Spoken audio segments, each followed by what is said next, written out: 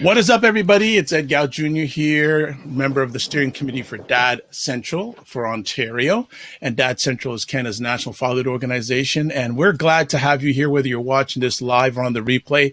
Another one of our monthly conversations that is co-sponsored by Dove Men Care. Big shout out to them. And for where we are in the province of Ontario today, it's the first day of school for the kids. And we were supposed to do this broadcast a few weeks ago, but I think nothing just happens. Today is just a great day to do this topic today. And the topic we're going to be chatting about with these three esteemed young gentlemen is keys to help dads balance work, family, and health. And based on what's happened over the last 16 months and it being the first day of school, no better day to have it. So before we get into deep conversation and roundtable here, I'd like to introduce my co-man, my leader in the Dad Central train, the conductor, Drew Solon. What's up, Drew? Hey, Ed. Thanks so much. As always, it's a pleasure just to be able to sit down, have these conversations, and engage with these topics that I think are relevant to dads. So as far as school, yeah, right in the thick of it. We've actually had 2 days of school. Today is day 3 of school. So wow, okay. And not without their challenges, but it's all part of the learning and growth process for our kids, and I guess for me as a dad in supporting them through it. So just from my perspective, Dad Central, just to remind everybody, if you're not familiar with us, our focus is on helping equip dads to be positively involved in the lives of their kids.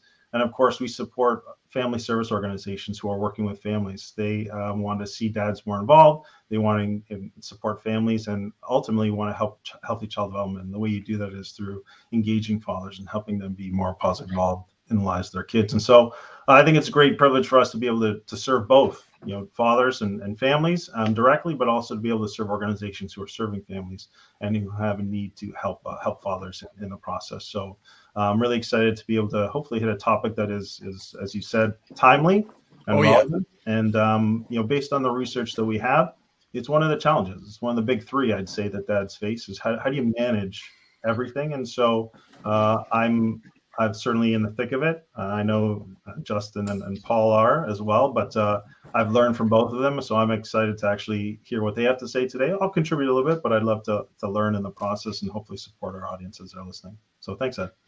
My pleasure. Well, let's introduce our 2 friends. One is not a new friend. He was on last year. Like, I think he was on one of our first broadcasts last year, and he's only amplified the great work he's been doing since then. Like, I can honestly say I knew him when online. Now it's like book this, all this other stuff. So Justin, welcome back to the platform. How are you doing, and what's going on in your world? Yeah, no, Ed and Drew, I appreciate you inviting me on. Feeling grateful and blessed to be able to share this space with everyone today, and just looking to share some experiences, a little bit of wisdom, and leave people better off than when they got here. Wonderful. That is fantastic. And Paula Tia, we met last month for a few seconds. And now we're going to get a little bit more of you. And jokingly, I said to Paul beforehand, are you outside? Because the first time I met him digitally, he was outdoors. I was hoping to, especially today in the Ontario area, the weather is beautiful. I was expecting to get some sunshine, etc. But he's gone indoors on us today. But welcome and thanks for being here. Thanks, Ed. Thanks, Drew, and thanks, Justin. I'm really excited to be here. It's a really important topic, and obviously, none of us would be here today if fatherhood didn't mean a ton to us. So I'm honored and grateful to be here and happy to share some of the lessons that I've learned, sometimes the easy way, sometimes the hard way, many from others. Yes. I've been really fortunate to have a lot of really wise people around me who've given me some good mentorship and advice.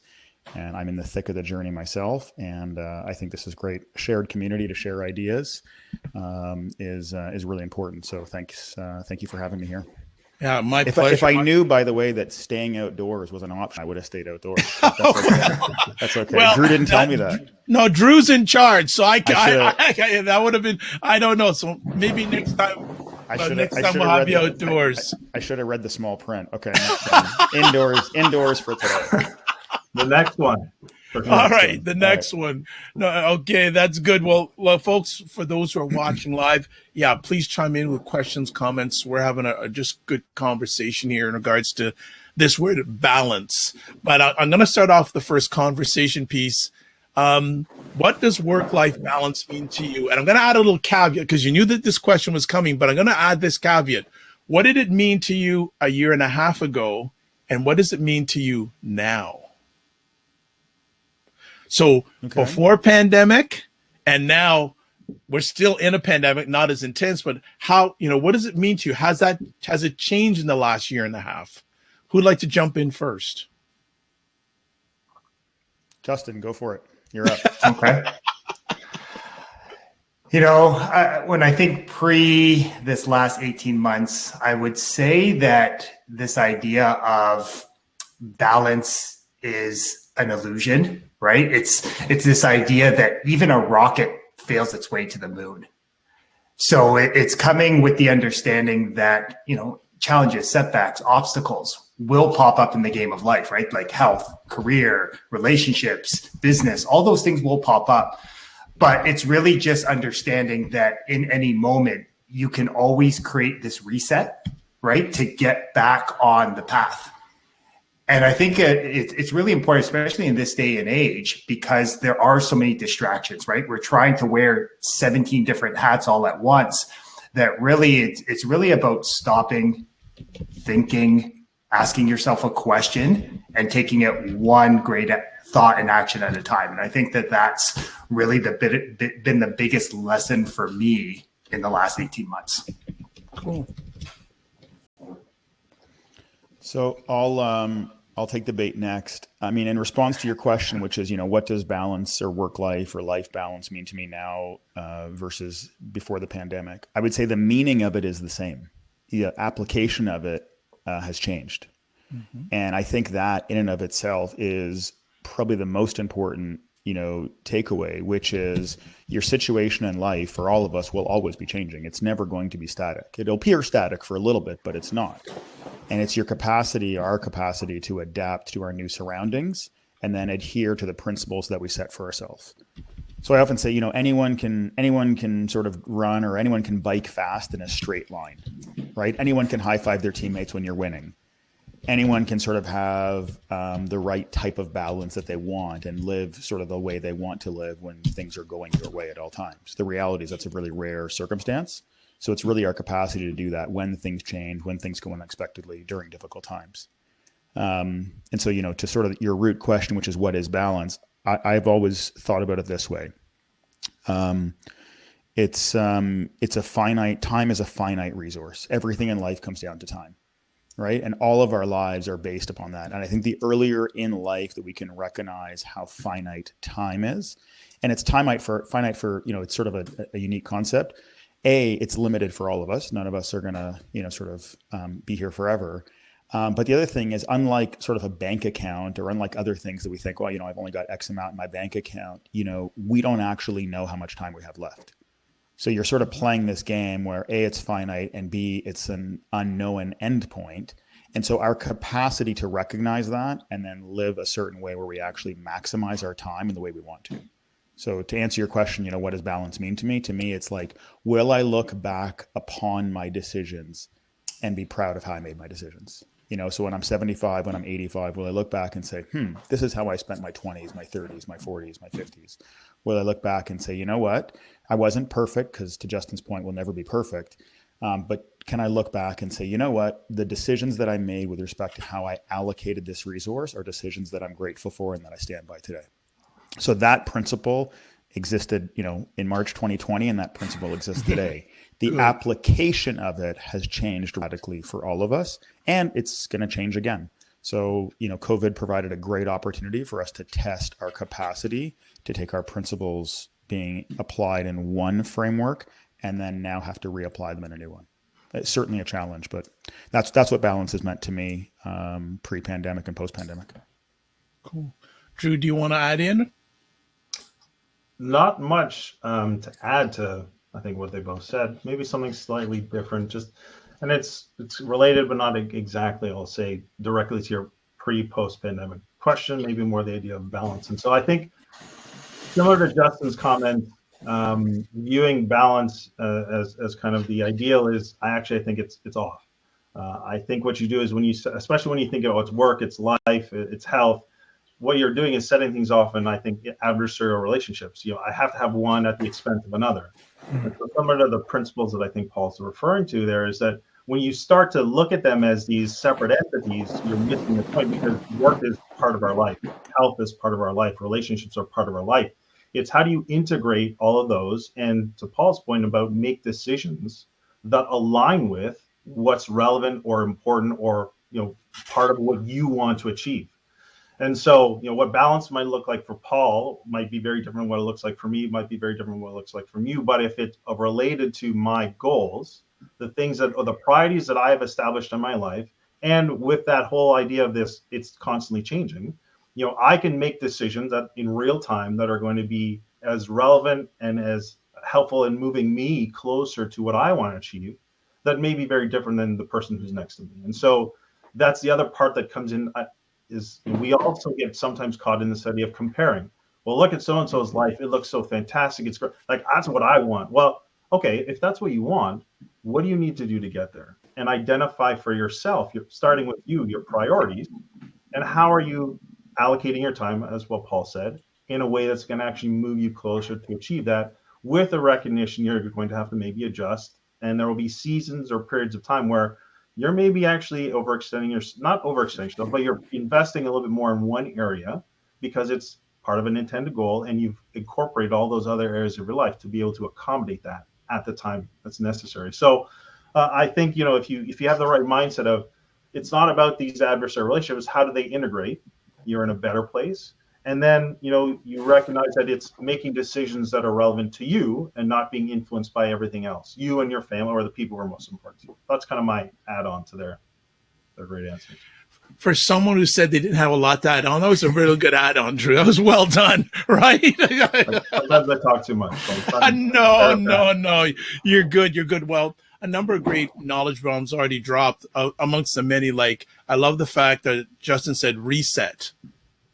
And also, Paul, I'm a firm believer. I say time never lost a fight.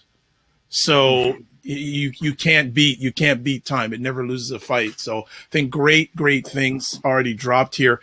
I want to ask each one of you at this time, how satisfied are you with your current work-life balance? I'll start off. Drew, yeah. I don't always want to be last after those two. So, I mean, to Paul's point, life's constantly changing. I've had a significant amount of change in my life over the last 6 months. In terms of satisfied, I feel that I feel very, I'll say, proud of how I am navigating the challenges and the changes that I'm going through, and that I feel that I am integrating the elements of my life that are most relevant to me, such as my faith, my health, my mental health, emotional health, my family, my finances. I feel like I'm navigating all of these critical pieces in the best way that I can, given the scenario that I'm dealing with. And so I actually feel pretty good. I am fortunate that, most of my work is from this space here. So I have the, less of a commute than I've had in the past. I have the ability to sort of connect and engage again through this virtual medium to deliver content, to add value to people, to coach people. So I feel very fortunate and grateful for sort of, as I go through this period of time, that I'm managing it as best as I can. Not without challenges, not without some hardships, not without difficulty, but I'm doing it and investing in the areas that are important to me. Cool. Who want to go next? Go ahead, Justin. Okay. Yeah, no, that's a great question. And I think for me, I think Paul was mentioning the idea of the power of questions, right? Like, can you ask yourself those tough questions? Like, you give yourself that space. And for me, what I've really learned from one of my mentors is this idea of, in any situation in life, ask yourself 2 questions. What am I doing well? What can I do a better job of? And it often, for me, that relates back to that Nelson Mandela quote. I never lose. I either win or I learn. So why those two questions have been so powerful for me are, one, they allow me to objectively ask, right? And Drew has mentioned, like, we are conditioned to judge, right? It's just it's a habit that we've picked up. So I find that by asking those questions, that allows me to reset. Now, do I do it perfectly? No. But I find when I'm most consistent with that habit, that is where I feel the most satisfied and fulfilled with my life. So right now, had a great start to the morning, feeling really grateful and blessed. But again, it's because I've framed my day by asking that question. Okay. So are you saying, sorry, before I jump in, so you're saying that it's intentional. Intentionality comes up in the process. Yeah. And for me, that's the power of habit, right? Is can you frame your day with the habits that allow you to just put you in that state, that winning feeling that allows you to then go about the rest of your day in all areas of your life. Like Drew said, talk about integrating. Right. Okay. Sorry, Paul, I interrupted. Go ahead. No, not at all. No, it's great to hear Drew and Justin. And I like the two questions and just sort of the ability to ask ourselves questions. So I think it's really important. So two sort of things that are related, but obviously separate for the purposes of answering your question, Ed, in terms of how would I assess how I'm doing now? Like, am I satisfied with my current management of, you're calling it balance, I'm going to call it my current management of time. Okay. I would say, to be quite candid, I would say I'm at certainly not an all-time low, but I'm certainly at a lower point than A, I normally would be at, and B, than I'd like to be. I have found managing life during COVID to be extremely difficult. I have 5 young kids, so they're between, we had 4 kids in 4 years. We call them the big 4. So they are between sort of 7 and 11, almost 8 and 12. And then we went for the victory lap. So we have a 4-year-old, and it's great. Obviously, I like all dads, I love my children, and they're amazing. Nothing I do in this world is tougher, and nothing I do in this world is more rewarding than being a dad, right? So it is single-handedly the hardest thing I do, the most important thing I do, the thing that takes me to places I never thought I'd go, both good and bad, right? Like the emotions you feel as a dad. I've never had greater sort of joy than, of course, being a dad in those moments with your kids. And to be quite candid, I've never had more rage or resentment or frustration or all those things. And I think if people say that they don't feel that, then maybe you need to dive in a little deeper, because it's there, right?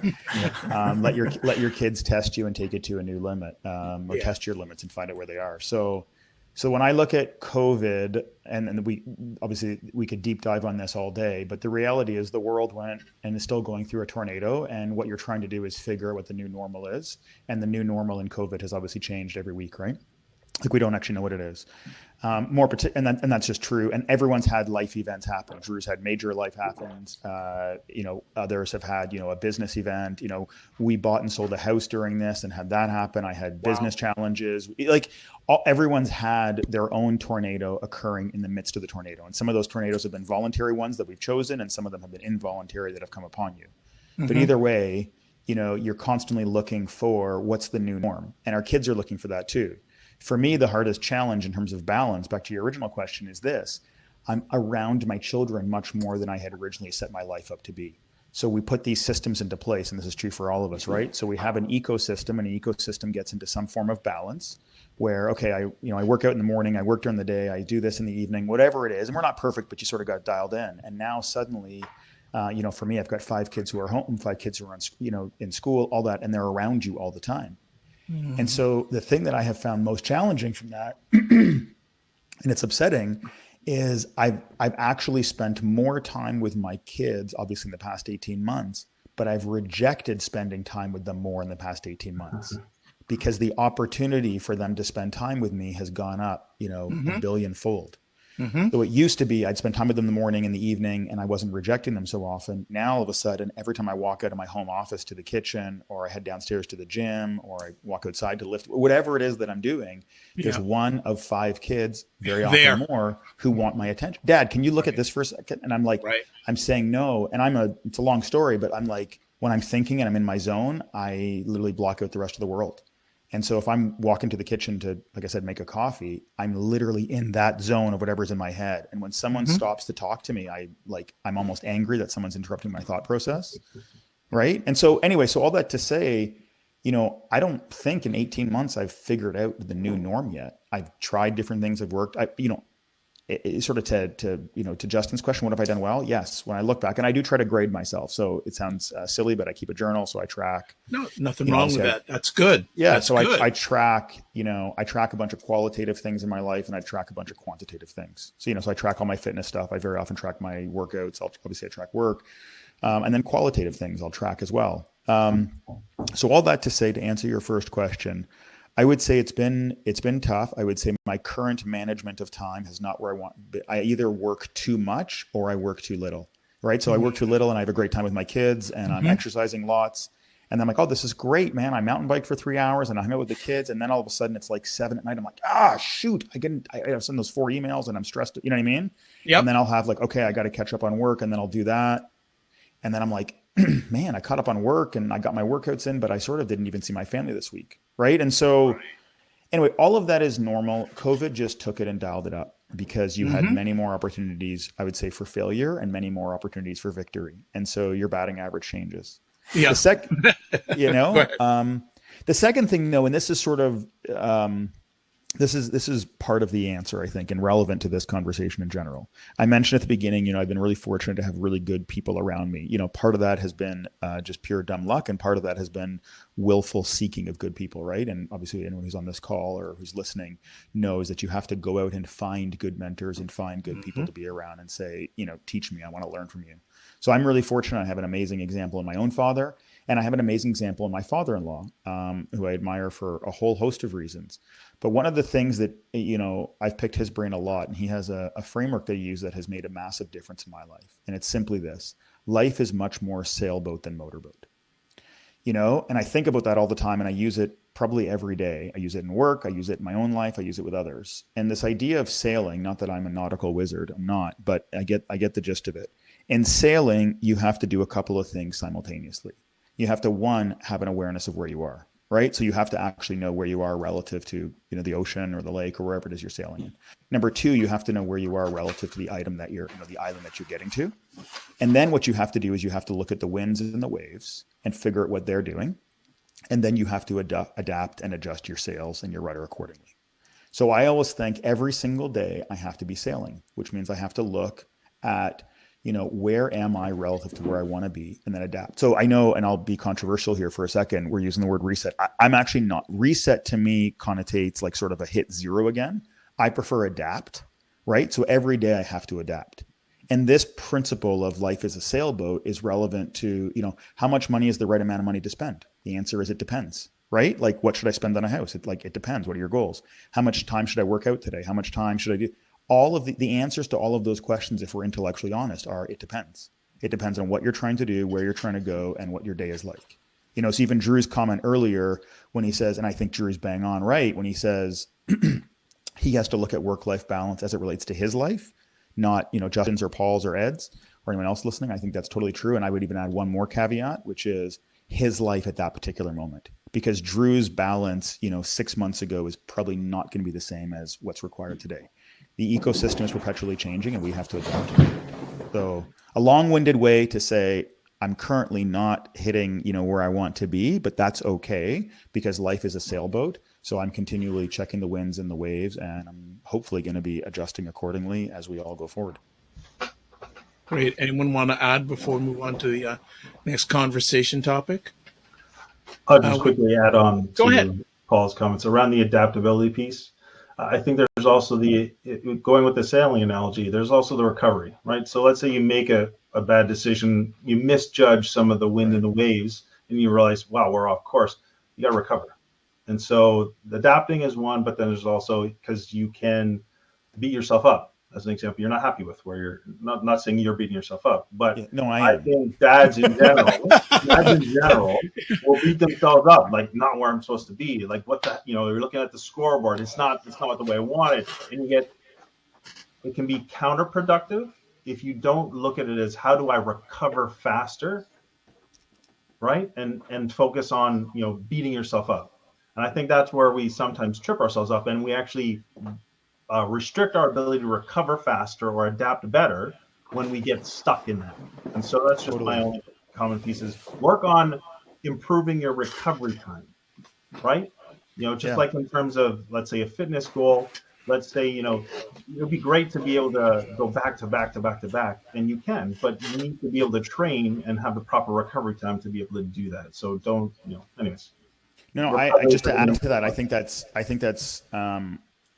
totally accurate. And I think, and obviously I want to hear from Justin on this too, but this idea of beating yourself up. I mean, Drew and I go way back and played sports together.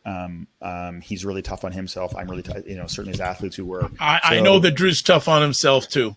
Totally. And, and that's it's born of a good place, which is that you want to be a perfectionist. You want to be excellent at what you do. So all that, and like any asset, it can become a liability when not managed properly.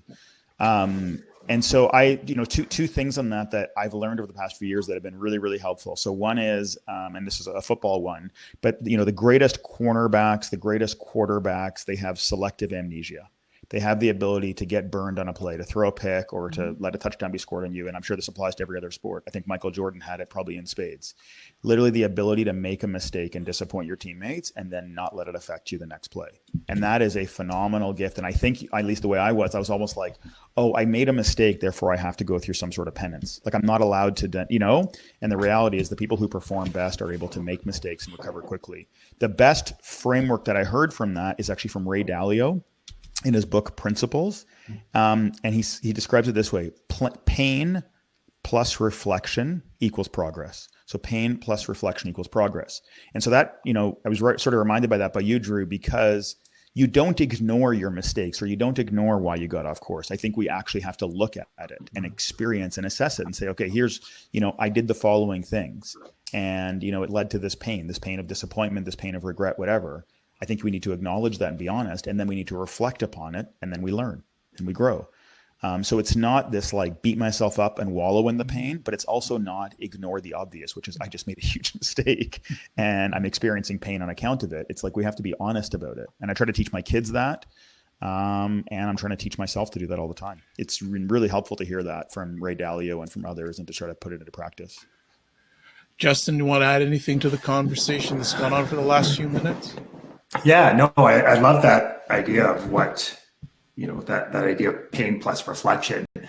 And I know from my experience, learning how to flex my perception muscle has been huge in my life, right? Because like Paul was saying, ambitious, driven people like any of us, right? People watching this, right? Like this isn't, you obviously have some level of interest in growth if you're here on a Thursday morning at 11 a.m., right, watching there. But how can you harness that? And I really look at that idea of it is really easy sometimes to get into that judgment mode, right? To judge ourselves, to judge others, right? And I think we all understand that. But quickly, how can you create that shift back with that, right? By flexing that perception muscle. So, for example, if you find yourself, when I find myself, maybe it's a judgment of what someone else is thinking or what they said, how quickly can I focus back to the blessings in my life? So again, like Paul said, catching that awareness, catching that, hey, that judgment, not judging yourself, but being objective. Okay, how do I create that focus on a blessing? Oh, you know what? I'm really grateful that it's 19 degrees and sunny in here in Ontario. So I find that ability to really use that muscle, that perception muscle has been huge in this transition, especially in the last 18 months as the kids have been home more and it just, there's just more on the plate sometimes. Good stuff. Just want to read some of the comments here. Christopher was asking, and Paul answered it for you. I think Christopher is saying, how do you manage adult time with kids? I have a lot of kids and it's hard to manage time have a break between work and parenting. So I think Paul gave a real deep dive, unless Paul wants to add anything else from his perspective. Yeah, sure. The question is how to manage adult time, meaning time with your spouse or just time with your own? And it was a question I was going to come up to, like, managing your balance with your partner or spouse during this crazy time of balance. I just want to, whoever wants to give input on that. No, it's a really, really good question, and it's been a huge challenge for parents and for anyone in a relationship, which is craving time for yourself.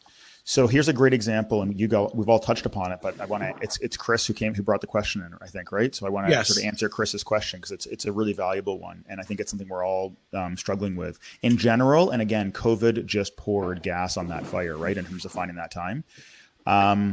So the answer comes down to something Justin said earlier, which is you have to be very deliberate about it. You have to be very, very intentional about it. If you wait, it's sort of like fitness. I remember writing this in an article a long time ago. You can choose once you become a dad to be a fit dad or a fat dad. Like you literally just have to sort of make your choice. And to choose not to make a choice is to make a choice, right? Mm-hmm. Meaning, stagnation is a choice of lack of action. And so you have to actually be very deliberate about it. And I think relationships are the same way, meaning our relationship with our spouse will not go stronger just over time. Like it's actually the opposite. We'll grow apart. And so we have to be very, very deliberate on actually saying, I want this relationship to grow. It's just like investing in your bank account. Like watching it sit there, won't grow as much as if I'm actively, doing something with it positively, right? And so with kids, and my wife and I have had to learn this just on our parenting journey, we've changed the time that we have set for ourselves to be with each other as our kids have gone through different stages. Right. So when they were first born, we put them to bed early so we could have our evenings together. The great news is we spent a lot of time together in the evenings. That apparently led to more babies. So that's good. Okay. So then all of a sudden, right? So then all of a sudden now, with a kid who's almost 12 and now in grade 7, our kids are now up till like 10 o'clock at night. You know what I mean? Like, so we don't have our evenings alone anymore. And so, it's either mornings or when they were in school, we would just say, we're going to meet for lunch today, or we're going to have a coffee at 11 a.m. today because I work from home and I could do that. So you have to adapt. And so the short answer to Chris is you actually have to be very deliberate. If you simply say, hey, I'll catch up with you later will be 10 years later. Yeah. And your relationship won't be the same, and you actually have to say, what time are we getting together? And the way I always, and I promise I'll wrap up this answer after this, but I think this is something that I learned that I saw in friends' marriages and saw on my own and really have to work deliberately on pushing through it. When you get together with your spouse and you're raising young kids, you're like two corporate managers running a business.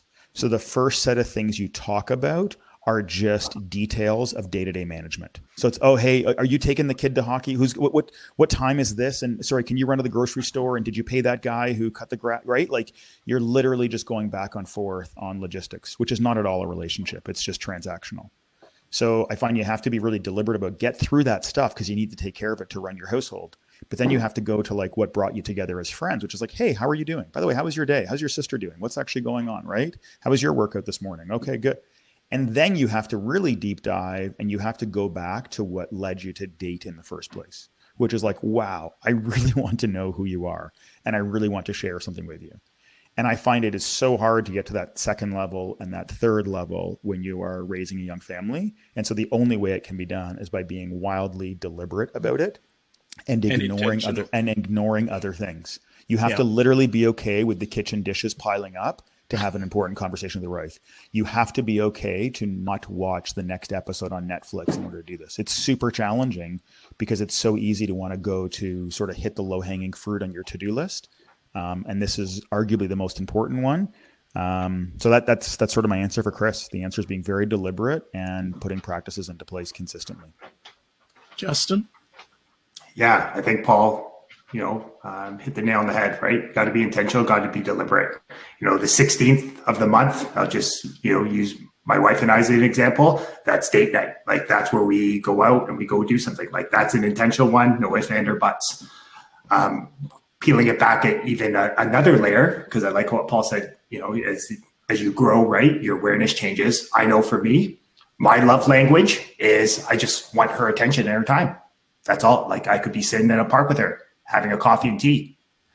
I know with my wife, she likes things. So she likes to go out for, if I pick her up, her favorite chocolate, if we go out for dinner, right? So I think it's just really understanding each other and really what allows you to connect, and building off what Paul said, being deliberate with that and scheduling it like you would any important business meeting, anything in life.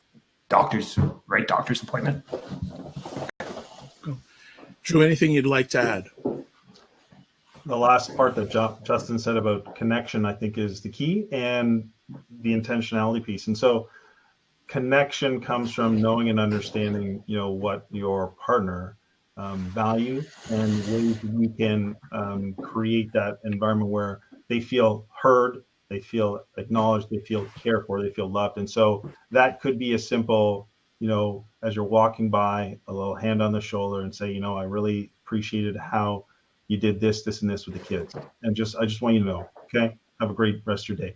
Little moments like that, the more you invest in those intentionally, can help build a connection. I think there's 3 A's: appreciation, acknowledgement, and affirmation, right? So those are 3 things I think are they're like air to a relationship, right? So say something you appreciate, acknowledge something that you've observed, and affirm a character trait or a skill in your partner. And I think those can build a connection. They can help you be very intentional, and they can allow the day-to-day moments that's maybe hard to set aside specific time to still be added onto in a very positive way. Cool. I'd like to have a success story from each one of you. Can you give an example when you knew your balance was out of whack? And what did you do to correct the situation? It can be something small, can be something big, something recent, something from the past. Can you give an example when your balance wasn't right, and what did you do to 180 it?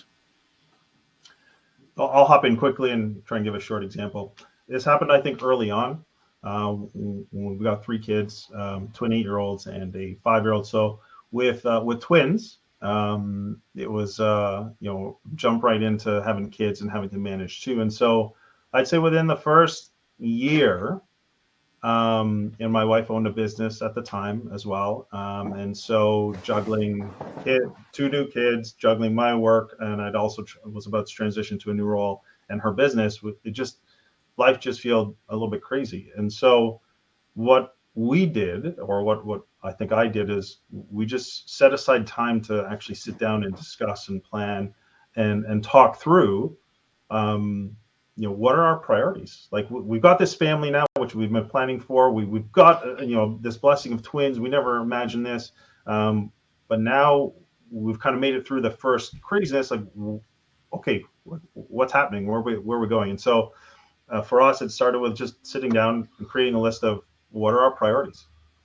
Okay. Then what does that look like in terms of our family? So it was very much, Justin referenced how you operate a business. It was more of the business of our family. So we had our values. We had our expectations in terms of how are we going to live those values out. We had sort of, these are the 5 areas that matter the most, and what are the things that we want? What are the goals that we have within these 5 areas for our family? And so it wasn't like a once and done, but it was setting aside the time to actually discuss these things, actually put them out on paper, display them in our house, and then begin to say, how can we start living these out more consistently, as opposed to feeling like we're just, going day to day. It's good stuff. Who wants to follow up? I'll go if you want. I forced Justin to go quickly enough. So for me, it's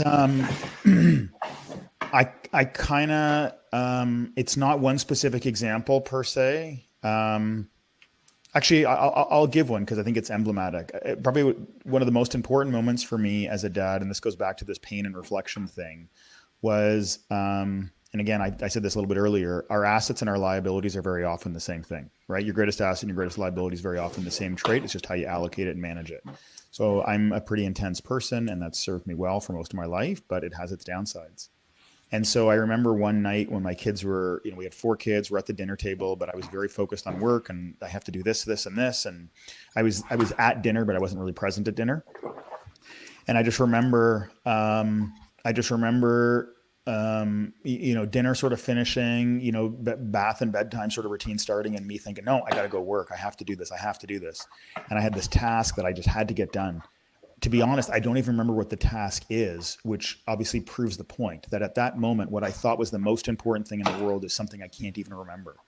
Mm-hmm. And I remember sort of making myself a coffee at like 6 p.m. because I'm all geared up and I'm ready to work. And I remember going outside to sip this coffee and hearing in the window of the house a noise that every father will know and every mother will know. And it brings us all to tears, which is that sound of your kids laughing. it was sort of like all the kids were inside, they were there with my wife, and they were just howling. And you sort of get that contagious giggle of kids, and my wife was in there laughing, and they were all just having this great time. And I'm just this idiot who's like outside, super focused on this task that I have to do that's so important. And I remember in that moment sort of thinking, and I was in my 30s at the time, I remember thinking, when I'm on my deathbed, what would I be willing to give to have this hour back? Yep. You know, like what would I be willing to give to sort of have this moment back? And I was like, wow, I would give anything to have this moment back. So I was like, all right, you know what do I really have to do tonight? Does it have to be tonight? You know, and just sort of going through that little questionnaire in my own head. And I went back inside and had a great time with my family. And I just remember ever since that moment, just always asking myself, what does the 85-year-old version of me tell me to do? You know, that was sort of the big lesson. Like that's how I sort of try to autocorrect that is, you know, if I want to be wise, I got to listen to me that's 85, right? Because that's the person who's going to look back and tell me, you know, and it's not don't do your work at night, because there could have been the 85-year-old version of me could have said, no, you need to get this done. Like you're in court, you know, I was a trial lawyer at the time. You're in court tomorrow. You have to do a good job on this case. You need to ignore your family and go get your work done. That occurs, you know, but it was more so just making sure that as I hit these crossroads of how to allocate my time, where should I go? Because I'm blessed with the ability to have the option, is what's my framework for asking myself. And the question for me is very often when I look back at the end of my life, will I think I should have gone down path A or to path B? Again, to Justin's point and Drew's point and everyone's point, man, I screw this up all the time. I really do. So I'm never batting 1,000. And the reality is none of us will ever bat 1,000. My goal is, to Justin's point, am I getting better? Am I a little bit better at it now than I was yesterday? That's what's worked for me. Before Justin jumps in, when I help fathers, I tell them a mistake is a moment. It's not a person. Yeah. So it's just a moment in time. Yeah. It's not a person. So fully hear you on that. And just want to jump in before Justin. No. Go ahead. I'll just throw one more thing out. Justin and Paul will recognize this. We all had the same coach who would basically reiterate this message throughout the year. What if we all just got 1% better every single day? Yeah. How much better collectively would we be by the end of the season? So, well, point. Go ahead, Justin. Yeah, I just want to jump in too. I just encourage fathers, just be a better human. Do whatever you can to be a better human, and just spread love wherever you can, especially to your kids. So go ahead, Justin. Well, and just on this, and I saw a question come in terms of the reflection period and the time. It's a question from Neil. It's like, it's a great question because, you know, when do we do this? Do we reflect at the end of the year and look back at all the mistakes I made? I mean, first of all, recognize that we're all going to make mistakes. That's just a part of reality. You know, my brother-in-law, I've got the trails hat here. You know, the running line in mountain biking is if you're not falling, you're not trying, right? So the whole point of that sport, and I imagine skiing and skating, like a lot of the other sports, are like that. You know, obviously your mistake hopefully isn't going over the edge of the Grand Canyon. Your mistake is falling off in the trails, right? So there's a balance for sure. But the reality is you have to recognize that if you are out in the world and you are aiming, you know, to be a great dad and hopefully to be a great husband and to be great at whatever you've chosen to do for your vocation, and you want to be a great friend and a great brother and a great son. I mean, I imagine everyone listening is probably trying to do well in all those things. You cannot be out in the world diving into those things and not make mistakes. But you just have to recognize that so that when it does happen, again, we go back to this selective amnesia, this idea of, you know, I'm going to think about it. I'm going to reflect upon it, learn. To Neil's question on the timing, I think it depends on the individual in your life. I think the earlier you can do it, the better. So I think in the moment, it's like, man, you know, how am I feeling? Because what happens, and everybody, I mean, I'll be quite candid. I hopefully Drew and Justin don't struggle with this as much, but they may. When I'm mad at myself, I can get pretty toxic, and I can sort of, you know, we all have the capacity to take others down with us. Like now I'm in a bad mood. Now my day's going, you know what I mean? So now I'm just going to walk around and my kids are like, okay, watch out. Bodacious goals in the living room, right? Like, and I'm just looking for targets to hit, you know? So we all need to get, you know, myself certainly at the top of that list, need to improve on the ability to take the mistake that you made, have the quick, it sounds so cliche, but have that quick self-talk. Okay, what am I doing here? Do I have time to deep dive in this? No. Okay, get on to the next moment, make this work, figure it out. I'm going to reflect upon it later. And to Neil's question, I try to journal a few times every week. You know, I don't usually hit 7 days, but usually, you know, 5 or 6. It's just a chance to be quiet in the morning, think back a little bit to who I want to be, what kind of human I want to be, write a thought or two down. If you're not journaling it, these phones are great. Jot it down in your phone. I always have paper on my desk. Like, just write yourself a little note or whatever it is to remember that moment, the lesson that you learned from it, so you can move on from it. Finally, we're going to get to Justin. Okay. Oh, Thanks for your patience. Hey, I'm just a sponge right now. I'm learning lots of great things and gathering some valuable nuggets of wisdom. Two jump out.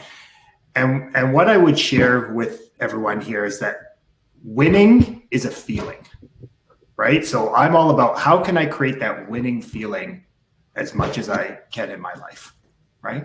More. And I think of two wins this week. One, the day before school.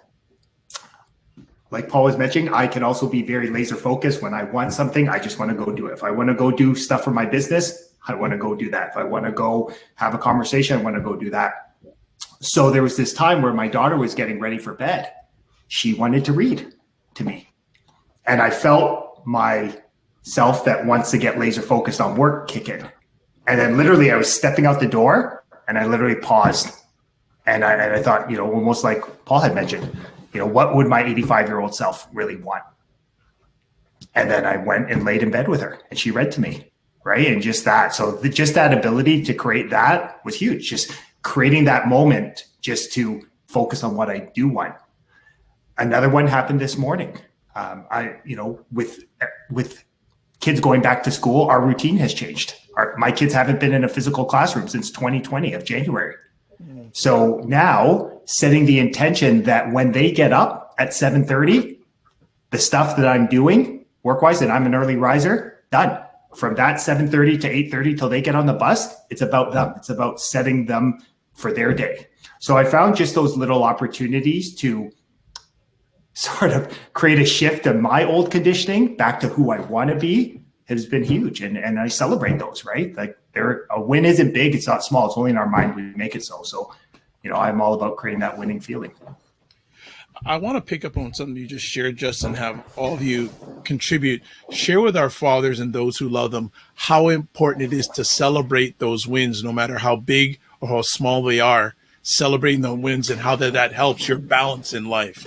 Who want to touch on that first? I'll share. It's you can focus on one of two things in life: your barriers or your blessings. Blessings are going to lead to the life you want to live. So what I try to do is to, as much as I can, I don't get it right 100% of the time, spend as much of my day focused on my blessings. And I find when I do that, I typically have better days. Cool. Who wants to jump in next? Yeah, as a follow-up on Justin's, I think there's many variations of the saying. It's, where your focus goes, energy flows, those types of things. Right? And so what Justin's talking about there is, I'm in traffic and I've got, a delay and I can focus on the fact that, man, I'm getting delayed, or I can just be like, you know what, maybe this is keeping me from, an important, maybe I can look at it negatively or I can look at it positively. And I think, if you focus on the negative things, you're absolutely going to grow angst and upset, all these other things. And so it's not to be overly simplistic, but there are ways you can find opportunities. And the example I'll use for this is personally, March 12th, 2020, we basically said, hey, the world's going to shut down. We're probably going to see things go crazy in the next week. And it changed day by day. On March 16th, I sat down and I said, okay, I have no control over any of this stuff, right? Whether I can leave my house or not, what I'm going to have to but I sat down and I said, what are the opportunities now that I'm going to be at home, now that I'm going to be, confined, I'm going to have maybe more time because I won't be doing some of these other things. What does this create for me? Right? Everyone was focusing on the craziness. What the hell is this going to mean? Am I going to lose it?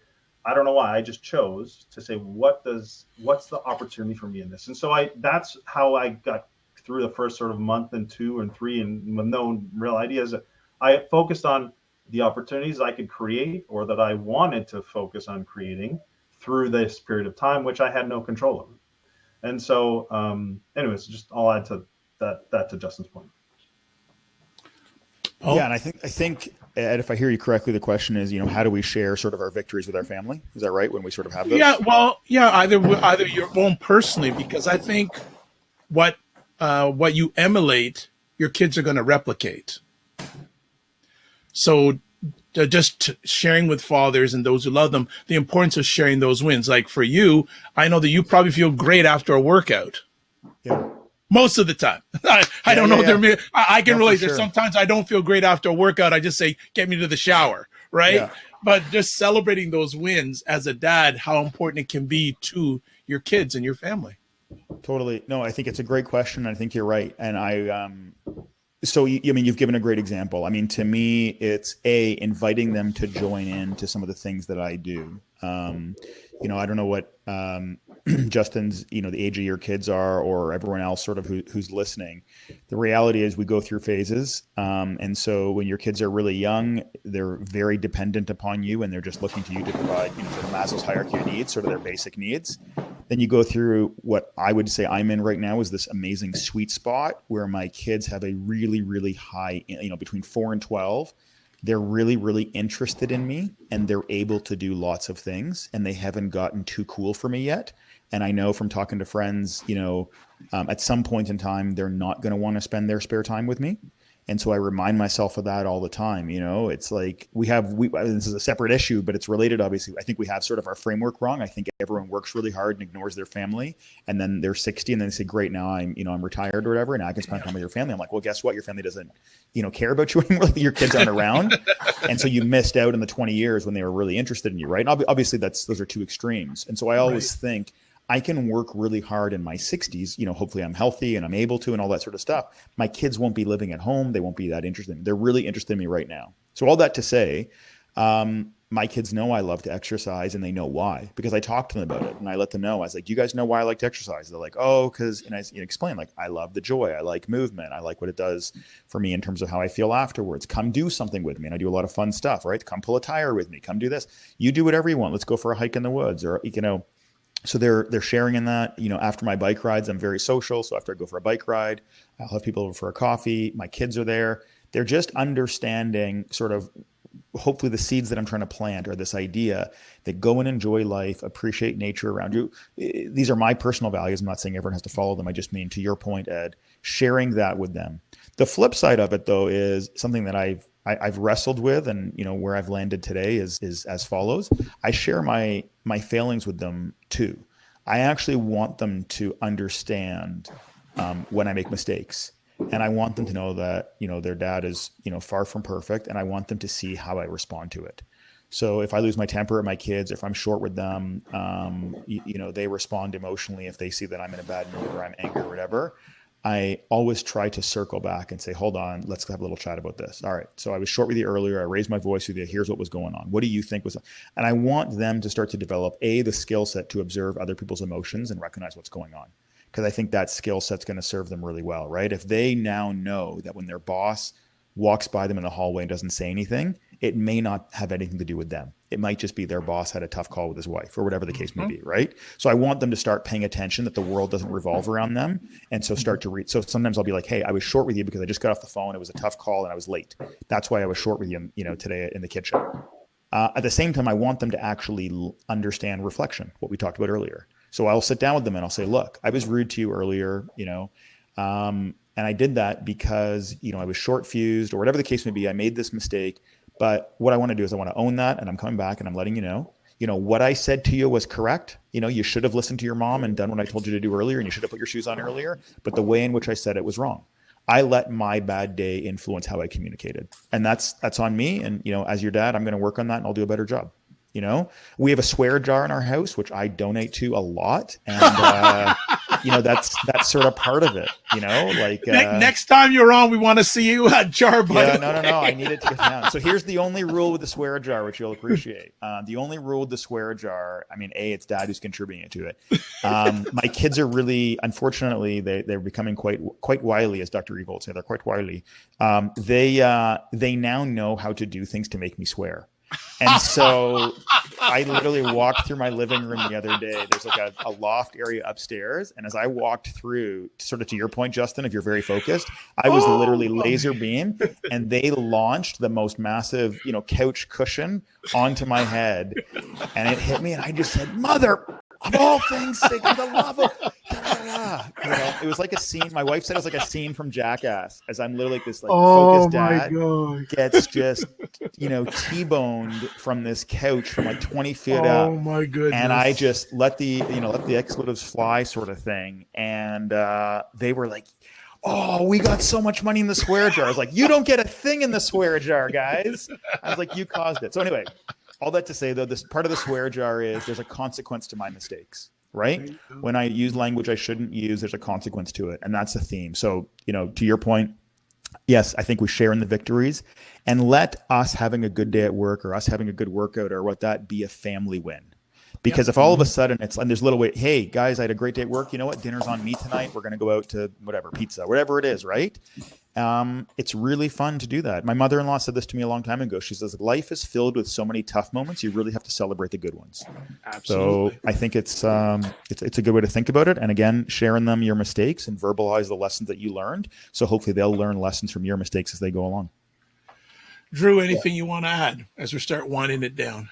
I'll just reinforce the two things that kind of Paul finished off with is you have to be intentional in celebrating the wins, right? It doesn't have to be a big thing like, oh, we're all going to go out to dinner, or we're going to do crazy, we're going to Disney. Like, it doesn't have to be. It can be literally in the moment, taking 5 minutes to acknowledge and appreciate. Again, back to those 3 A's, as well as having what Paul shared there.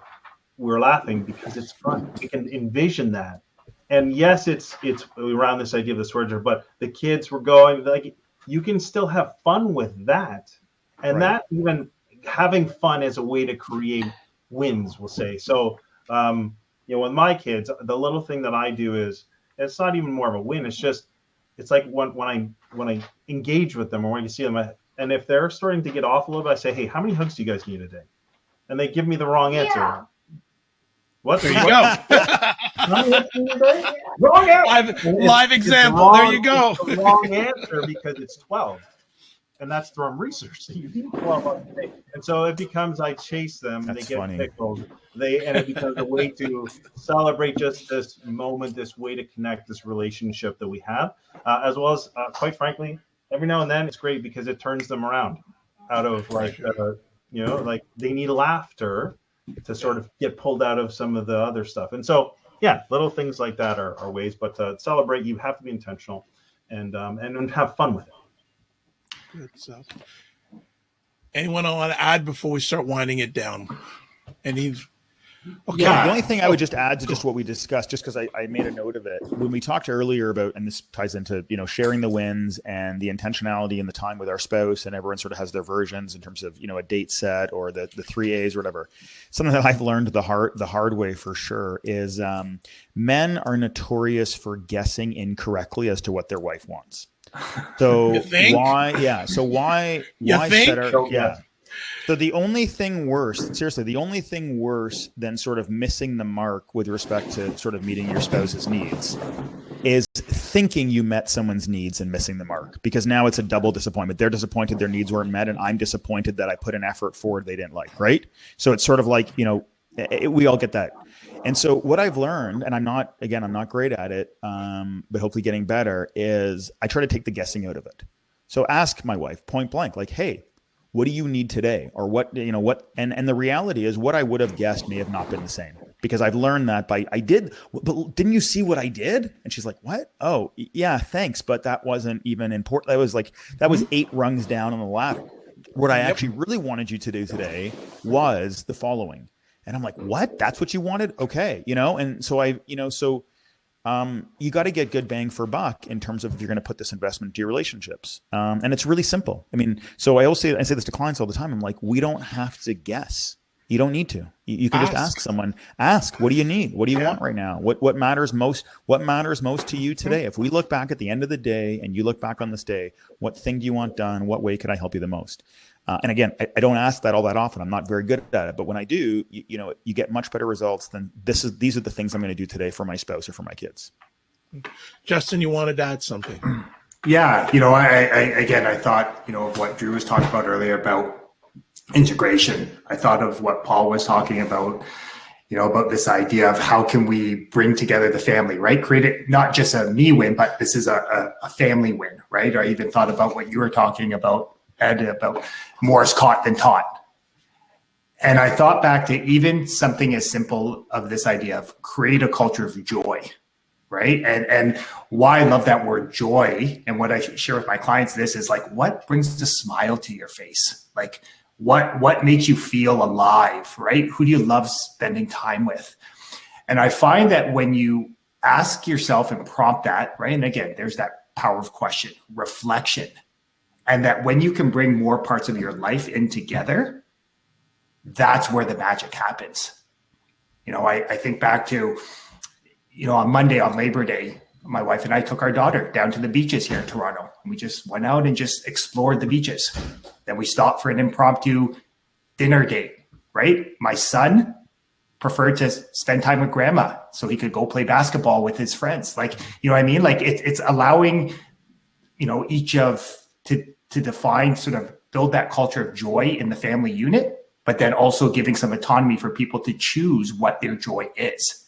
And I find when you do that, and hey, this is something that I've had to work on. This is not, let me just say, it's a lot of intentional reps and sets for me to get to this point. But I find that as you do it, it's just, there's more harmony within the family. And I find when, I'm strong, my relationship with my wife is strong, then our kids are strong, and then it's different, right? So I share that. So yeah, create a culture of joy. What is that thing that you love to do? What brings a smile to your face? Who do you love to spend time with? Okay. Well, we're going to close it out. So what I'm looking to get from yourself, Paul, and Justin is any closing thoughts. And if you're comfortable, share your information where people can, if they want to, further contact you. So I'll go with Paul first. Any final thoughts and where people can contact you? Yeah, I'd say if there's one sort of big takeaway, it's this idea that life is a sailboat, not a motorboat. That's just the framework. It's a principle that I can apply in a practical level in any way. So I, perpetually recognize that wherever you are, you need to assess where you're at relative to where you want to go, and then ask yourself, what do I need to adapt to get to where I want to go? So that has really helped me on, Drew's heard me say this before, but my big 3 Fs are family, fitness, and finance, right? So my job, my health, my relationships. And all those things, just trying to look at that. So, as far as where to reach me, I'm not on social media. Okay. I don't do all that stuff, but if anyone wants to reach out or has further questions, I've got a talk online on work-life balance. You just look up my name on YouTube and work-life balance. I sort of cover my views on that. Happy for people to watch that. I do this Game 7 challenge thing. So anyone who wants to reach out or learn more can just reach Drew. I think everyone knows how to reach Drew, and anyone who wants to get connected with me can do that through Drew. Happy to help. And thanks for everyone for listening today. And thank you, Ed, for your job moderating. And no, this was easy. I just steered the ship. You guys drove it, man. You were fantastic. So thank you for that. And, I was just thinking as I was listening to Justin, I sort of, writing down when I hear from Justin and from Drew, I appreciate that I was asked to come on today to share my experience, and this is not just trying to sound cliche at the end here. It focuses, being asked these questions makes me always have to think, what's my why? Why am I doing this? Why did I do that? Right. So you've said this a few times today, Justin, the power of questions. I couldn't agree more. So for everyone out there, don't be afraid to ask yourself the questions. These questions were asked of us today on the panel, not because we have the answers per se, but because we're taking the time to try to come to the answer. And so for anyone listening, ask yourself some of these questions that Ed just asked, because I can tell you, as a guy who just sat through it for an hour, there's tremendous value in just asking yourself some of these tough questions. How am I doing right now in balance? What is balance to me? What are some, mistakes I've made? What are some good lessons that I've learned? And Drew, Justin, I've learned a lot just from listening to you guys today. So I think that's the whole point, I think, of why you guys are here, which is to share experiences with each other, because no one has all the answers, but hopefully collectively we can learn a little bit more and be, as you guys would say, a little better now than we were an hour ago. So I feel grateful for that. So thanks, guys. Fantastic. Justin. Yeah. I would encourage everyone to, ask yourself that question. The last question I talked about, like, what brings you joy? Like, what makes you just feel alive? Who do you love to spend time with? And really allow yourself to just take a moment and just see what comes up.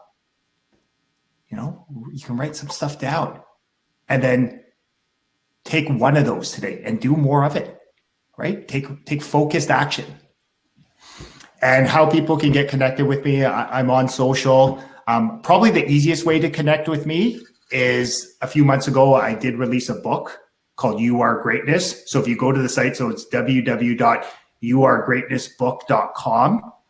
It has all my social media handles at the bottom of it. For anyone that, sort of loves some of these simple ideas, they can download a free chapter of the book, a sample of the book. They can take a look at it and there. But that's probably the easiest way to connect with me is just go to that webpage, and all the social media handles are right there. Drew, do you want me to go before you, or do you want to go for me? No, me first. Okay. Okay. All right. No problem. You're going to have to close this out. So. Okay. No problem. Go ahead, Drew. All I have to say is thank you so much to Paul and to Justin for coming on today and for sharing your insights with our audience. Certainly I learned, as I always do, from this, and the value that as a father, sitting down with other dads and talking, and as you said, asking these questions and hearing the answers from, I always find so valuable. And so I encourage dads, if there's anything you can do, get in contact with other dads and just every now and then have a conversation or just do something together and chat about these things, because there's tremendous value that comes from hearing each other's story, if nothing else. So thank you so much to both of you. And Ed, as always, honored and privileged to be able to have your support and your involvement in Dad Central and the work that you do for us. So thank you.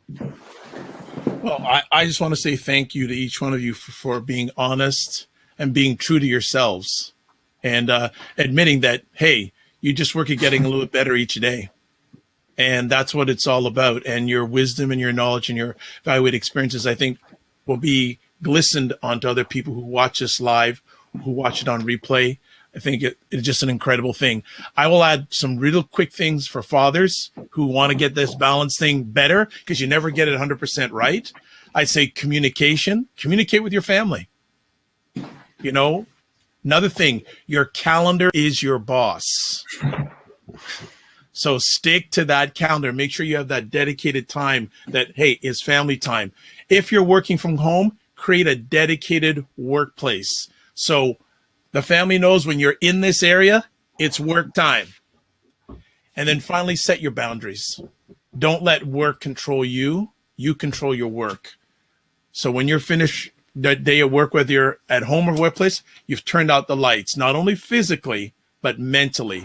You've turned those lights off. So for more information and more great conversation like this, please go to our website, www.dadcentral.ca. You'll see great free information on a lot of great dad topics. And we're looking forward to seeing you next month. And for those who have the young ones going back to school, please be safe and make sure you, as a father, you give yourself and your family, give yourselves grace. It's part of the process. And remember to take those breaks. It's very important. Take care, everybody. Thanks very much for your time. Be well. Keep the faith. Bye-bye. Thank you. Thank you, Ed.